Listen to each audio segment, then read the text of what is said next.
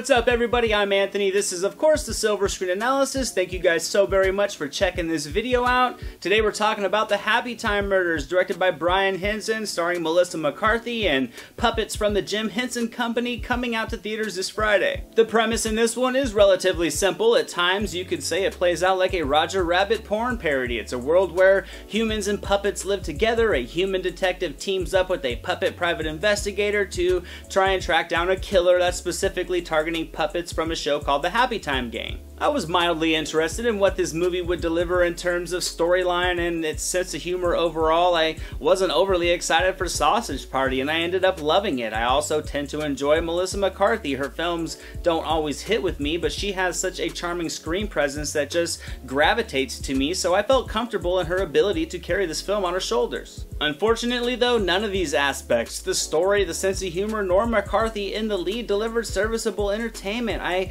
really wanted to have a great time. I have a very wide blanket for humor that can hit with me, but this script was extremely tunnel-minded with a singular focus on just shock value, raunchy humor, either drug or sex based, with nothing else to build around it. For me, the novelty of the humor wore off after like 15 minutes. I get it. Humans and puppets coexist. They have jobs. They can drive. They have relationships. They fuck just like us. Yet it sort of felt like this movie had the impression it was reinventing the wheel when it wasn't. You strip away the elements and it's simply child-themed material with adult subject matter woven onto it. It's been done for years, but this movie felt the need to continually reiterate what it was with one innuendo-laced sex joke and puppet-themed double entendre after the other. That was the only theme the comedic side of this film had, when there was a lot of potential for more. I might have laughed a couple times, I might have smirked and chuckled a few times as well, but most of them were because of the subtle humor and not the in-your-face attempts. There was just no charm to the characters, no personality to them either, so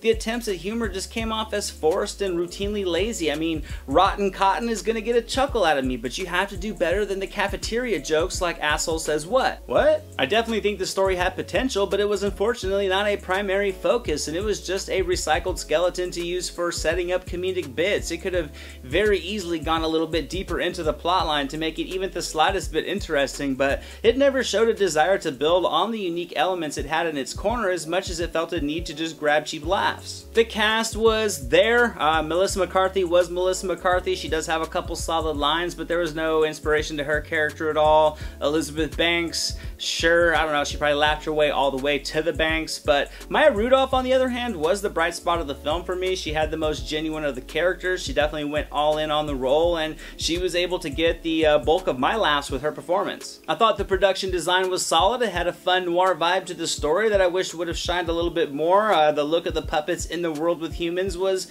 captured with some charming visual appeal at times as well. The variety to the look of the puppets was also creative as well as insensitive in certain circumstances, but it's expected in dark comedies like these. However, with relentless waves of mindless humor that showed no effort, the result was honestly much less entertaining than mindless humor with creative ambition. The tone of the film gives off the appearance of being for adults. It certainly has graphic content, yet the dialogue felt tailored to a middle school crowd, so overall I'm gonna have to give the Happytime Murders just 25% on the entertainment meter. It just didn't do it for me at all, but it may do it for you, and that's fine. That's the joy of film. I just felt there was a lack of effort in creating an engaging story or characters. There was an overly juvenile tone to the sense of humor, and while that theme can easily provide some laughs, it's not gonna do so in a film that circles its entire scope of comedic range in the first 10 minutes. Thank you all so much for watching this video. I hope you enjoyed it. If you did, hit that thumbs up button, share it with your friends, leave a comment. I love to hear from you guys. If you haven't yet, subscribe to the channel, hit the notification bell so you can be alerted when all the new videos pop up.